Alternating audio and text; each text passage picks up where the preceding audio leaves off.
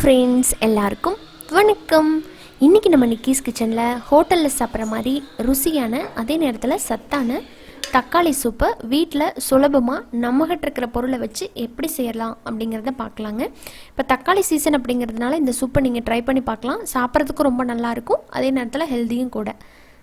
Soup செய்கிறதுக்கு முதல்ல ஒரு பேனில் கொஞ்சமாக பட்டர் சேர்த்துக்கலாம். பட்டரில் தான் நம்ம பொருளையெல்லாம் வதக்க போகிறோம். சின்னதாக ஒரு பிரிஞ்சி இலை, அரை டீஸ்பூன் சீரகம், அரை டீஸ்பூன் மிளகு, இது லைட்டாக வதக்கிக்கலாம். 3 பல்லு பூண்டை தட்டி போட்டுக்கலாம். இதோட ஒரே ஒரு பெரிய வெங்காயத்தை நல்லா ஸ்லைஸ் பண்ணி சேர்த்துக்கலாம். வெங்காயம் நல்லா வதங்குற வரைக்கும் வெயிட் பண்ணலாம். வெங்காயம் ஓரளவுக்கு வதங்கியிருக்கு. அடுத்ததாக இதில் தக்காளி பழம், நான் 5லேருந்து 6 போல் தக்காளி பழம் சேர்த்துருக்கேன்.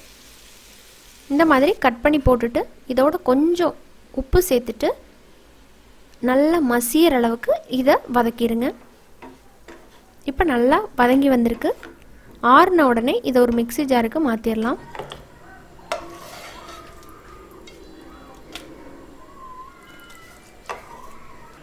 இதை நல்லா நைஸ் பேஸ்ட்டாக அரைச்சிடலாம். அரைச்ச பேஸ்ட்டை இந்த மாதிரி ஒரு வடிகட்டி வச்சு வடிகட்டி எடுத்துக்கோங்க.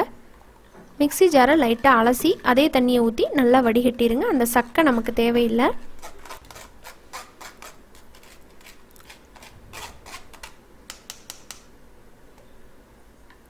நமக்கு தக்காளி பியூரி இப்போ சூப்பராக ரெடி ஆகிடுச்சு. இந்த பியூரியை நம்ம இன்னொரு பேனுக்கு நம்ம மாற்றிடலாம்.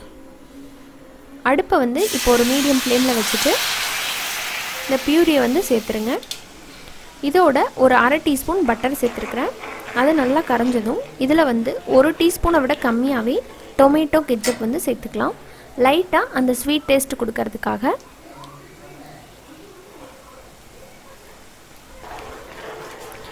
இதையும் நல்லா மிக்ஸ் பண்ணிடுங்க. நல்லா கலந்து வரட்டும். இதில் கொஞ்சம் காரம் கம்மியாக இருக்கிற மாதிரி இருக்குது, அதனால் பெப்பர் பொடி சேர்த்துக்கிறேன். அரை டீஸ்பூன் அளவுக்கு சேர்த்துருக்கேன். அதே போல் இந்த சூப்புக்கு தேவையான அளவுக்கு உப்பு சேர்த்துக்கலாம்.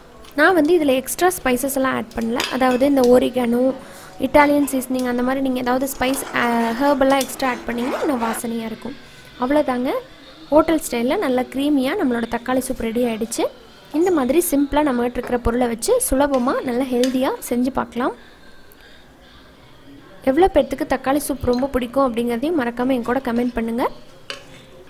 மேலே நான் கொஞ்சம் ஃப்ரெஷ் க்ரீம் வீட்டில் இருந்ததுனால அதை போடுறேன். ஃப்ரெஷ் க்ரீம் போடணுமா அப்படின்னு கேட்டிங்கன்னா அவசியம் இல்லை, இருந்தால் போட்டுக்கோங்க, அப்படி இல்லைன்னா தேவையில்லை. சூப்பரான நம்மளோட தக்காளி சூப் ரெடி. நீங்களும் இதே போல் ட்ரை பண்ணிவிட்டு உங்களோட ஃபீட்பேக் சொல்லுங்கள். இந்த வீடியோ உங்களுக்கு பிடிச்சிருந்ததுன்னா நம்ம சேனல் நிக்கிஸ் கிச்சனுக்கு லைக் பண்ணுங்கள். ஃப்ரெண்ட்ஸ் அண்ட் ஃபேமிலியோட நம்ம வீடியோவை ஷேர் பண்ணுங்கள். நீங்கள் நம்ம சேனல் நிக்கிஸ் கிச்சன் இப்போ தான் ஃபஸ்ட் டைம் பார்க்குறீங்க, இந்த வீடியோ உங்களுக்கு புதுசு அப்படின்னா நீங்கள் பார்த்துட்டு இருக்கும்போது கீழே சப்ஸ்கிரைப் அப்படின்னு சொல்லிட்டு ஒரு ரெட் கலர் பட்டன் இருக்கும், அதை கிளிக் பண்ணிடுங்க. உடனே ஒரு பெல் சிம்பிள் வரும், அதில் ஆல் அப்படிங்கிற ஆப்ஷனை ப்ரெஸ் பண்ணிடுங்க. அப்போ தான் நான் இனிமேல் போடுற வீடியோஸோட அப்டேட் உங்களுக்கு உடனுக்குடனே ஒரு நோட்டிஃபிகேஷனாக கிடைக்கும். என்னோட சேனல்லேருந்து வர எல்லா வீடியோவையும் நீங்கள் மிஸ் பண்ணாமல் பார்க்க முடியும். இன்னொரு இன்ட்ரெஸ்டான ரெசிபியோட உங்களை மீண்டும் சந்திக்கிறேன். அது வரைக்கும் நன்றி, வணக்கம்.